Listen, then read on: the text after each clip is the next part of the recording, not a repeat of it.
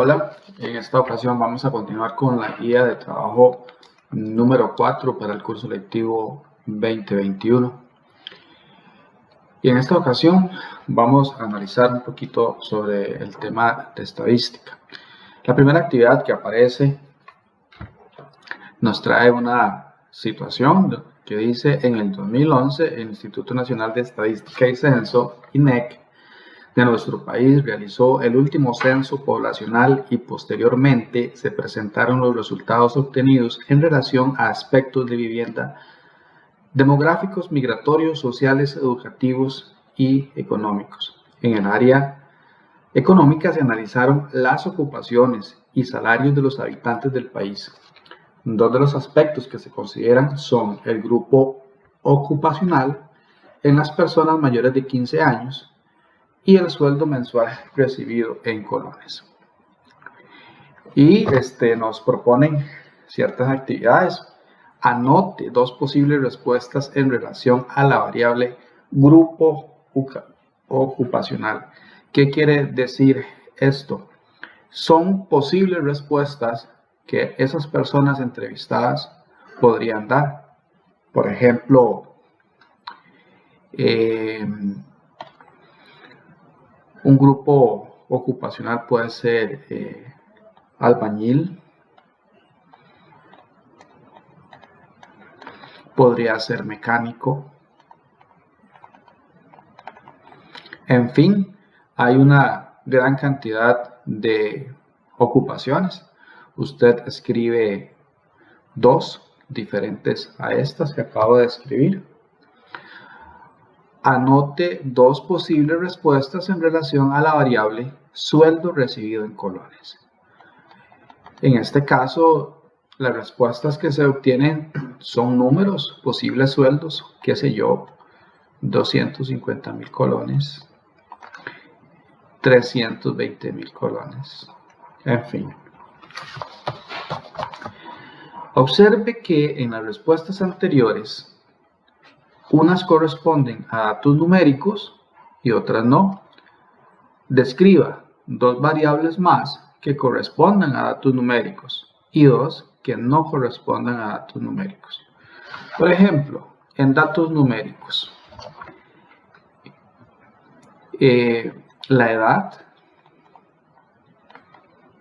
sería un dato numérico, la estatura, por ejemplo,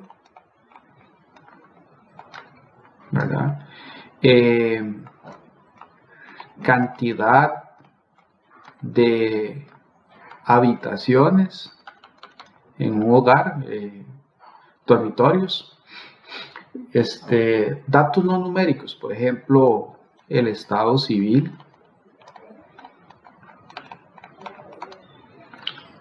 lugar de residencia,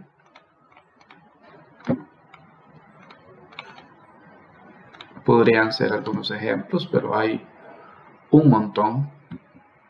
Luego dice: clasifique las siguientes variables.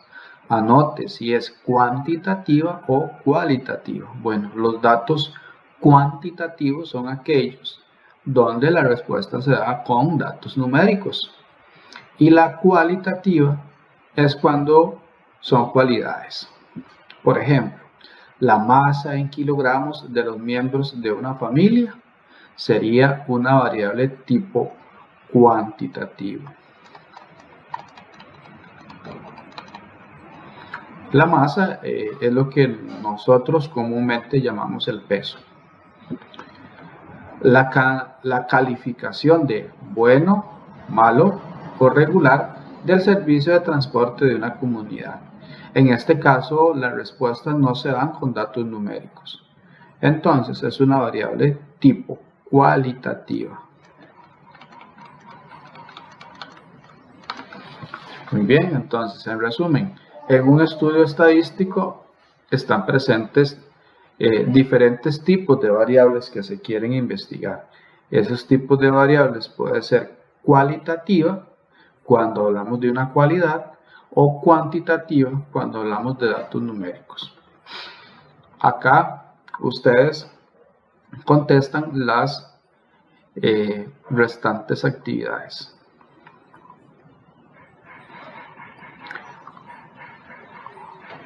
Bien. A su vez, las variables cuantitativas se clasifican en dos. En cuantitativas discretas y cuantitativas continuas. Una variable es cuantitativa discreta si los valores que puede tomar la variable son sin decimales.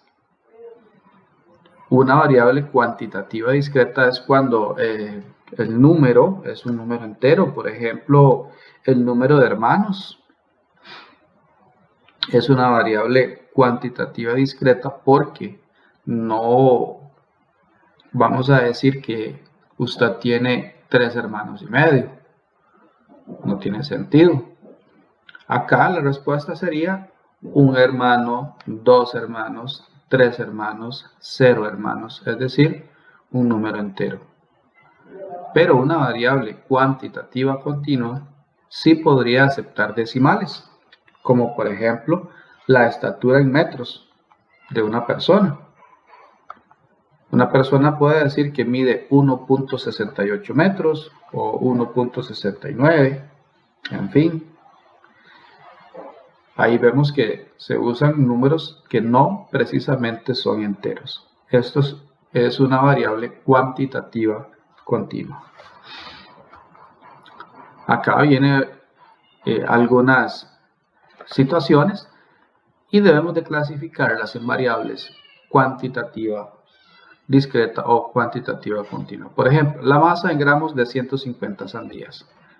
Esto es una variable de tipo cuantitativa continua, porque la masa de las sandías se puede dar un valor decimal. El número de sillas por piso que hay en un edificio es una variable de tipo cuantitativa discreta. No podemos decir que hay 3,2 sillas. Muy bien, las demás ustedes las completan. Acá en esta página, la página 9, la parte que está arriba debería de ir abajo y la de abajo debería de ir arriba. Es un error que tiene esta página. Vamos a ver qué nos trae acá. A Daniel le encargaron que elaborara un informe sobre la cantidad de autos que pasan por una carretera entre las 7 de la mañana y las 8 de la mañana durante 24 días. Él obtuvo los datos siguientes. ¿De qué manera puede resumir esta información en una tabla sin ninguno de los datos? Sin ninguno de los datos se repite. Acá vemos que estos datos son muy variables. Es decir, que durante ese periodo de días que se estuvo contabilizando la cantidad de autos que pasaban de 7 a 8 de la mañana, era muy variable. Un día pasaban una cantidad, otros días pasaban otra cantidad muy diferente y así sucesivamente. Nos dice, ¿qué tipo de información fue la que recolectó Daniel? Cuando nos preguntan qué tipo de información, nos están preguntando el tipo de variable. Vemos que son datos numéricos lo que Daniel recolectó, entonces es una variable cuantitativa. Ahora, ¿de qué tipo? ¿Discreta o continua? Vemos que solo hay números enteros, entonces es una cuantitativa discreta. Como estamos contabilizando autos, no vamos a decir que pasaron 54,3 autos, ¿verdad? No tendría sentido. La siguiente pregunta, si tuviera que clasificar los datos que obtuvo Daniel en 5 grupos, ¿de qué manera lo haría? Clasificarlos en 5 grupos, es decir, tomar estos datos y dividirlos en 5 grupos. Para eso, vamos a ver, ¿cuál sería el dato menor? El dato menor es 54. y el dato mayor es 98. Entonces podríamos clasificarlos de esta manera. De 50, en grupos de 50 a 59. Otro grupo de 60 a 69.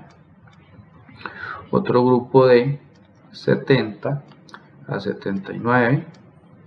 Otro grupo de 80 a 89.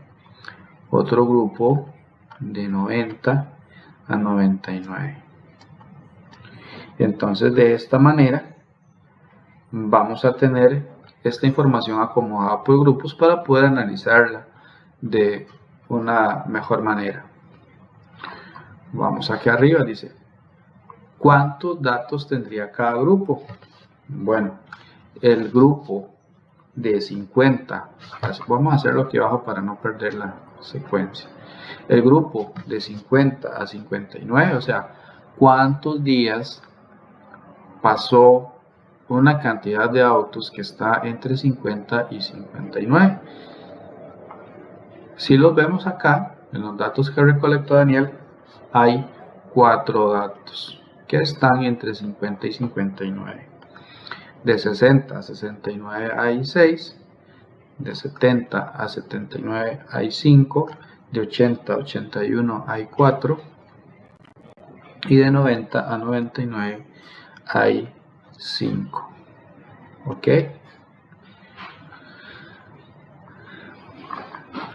Luego dice, elabore una propuesta de tabla que describa los datos de Daniel. Bueno, podría ser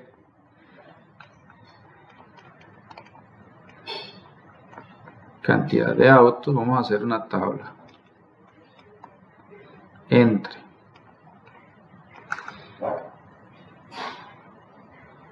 y ya tenemos 50 a 59, 60 a 69, 70 a 79, 80 a 89 y de 90 a 99. Vamos a trazarle una línea acá.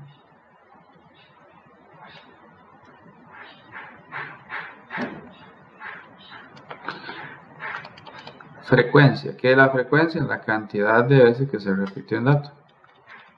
Entonces, habíamos visto que de 50 a 59 habían 4 datos.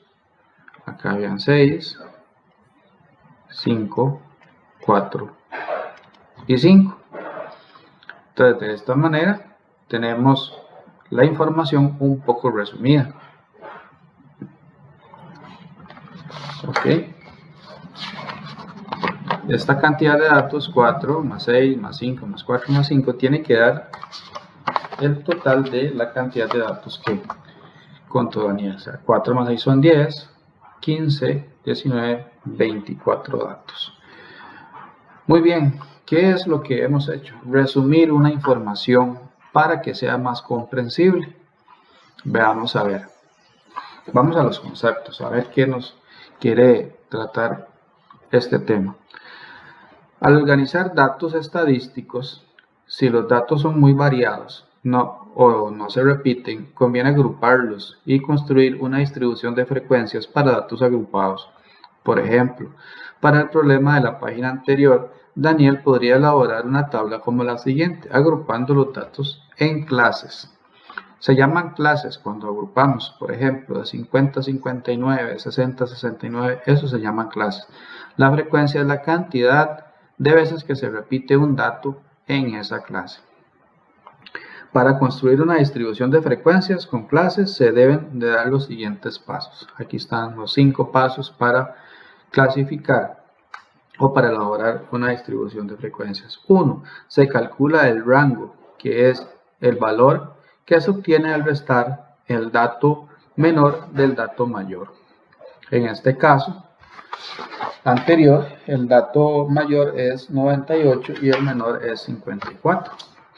2. Se elige la cantidad de grupos, las clases que se desean y se divide el rango entre esa cantidad, con lo cual se obtiene la amplitud o tamaño que tendrá la clase.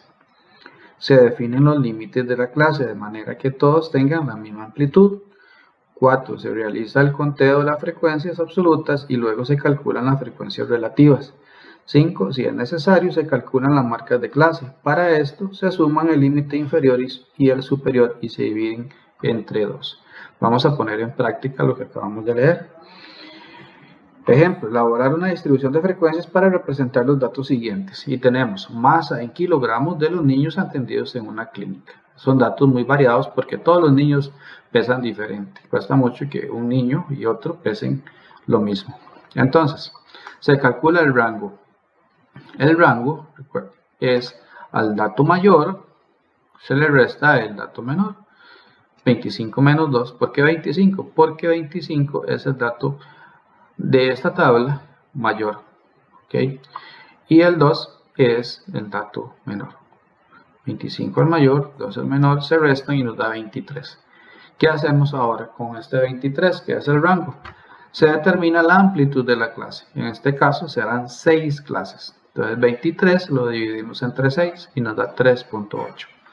Se redondea la amplitud al entero mayor más próximo. En este caso sería 4. Como en este caso la amplitud nos dio un número decimal, entonces lo vamos a redondear al entero superior. Y 3,8, entonces lo vamos a redondear a 4. 4, ¿qué va a hacer? Va a ser la amplitud de la clase. Se definen los límites de las clases. Para esto se inicia con el menor dato y se suma la amplitud, que es 4. Como el menor dato es 2, entonces a 2 se le suma 6, entonces la primera clase sería de 2 a 6, la segunda de 6 a 10, luego de 10 a 14, de 14 a 18, de 18 a 22 y de 22 a 26. Ok, en la clase A, B se incluyen todos los datos que son mayores o iguales que A, pero menores estrictos que B. Es decir, en la clase 2,6, observen que el 2 tiene un corchete y el 6 tiene un paréntesis. Esto significa que el 2 se incluye en la clase, pero el 6 no se incluye. Es decir, del 6 para abajo corresponde a esta clase. Pero en la clase siguiente, que aparece 6,10, el 6 sí se incluye en esta clase, porque va con el corchete y el 10 tiene paréntesis. Entonces el 10 no se incluye en esta clase y el 6 sí. Luego se calculan las frecuencias absolutas y relativas para completar la tabla. Ok, aquí van a ir las clases. Aquí veis la frecuencia. ¿Qué es la frecuencia absoluta? La cantidad de datos que aparecen en esta clase. De 2 a 6 aparecen 2 datos. Aparece el 2, aparece el 4, nada más, el 2 y el 4. De 6 a 10 van a aparecer 6 datos. De 10 a 14, 8. De 14 a 18, 5. 18 a 22, 3. 22 a 26, 6.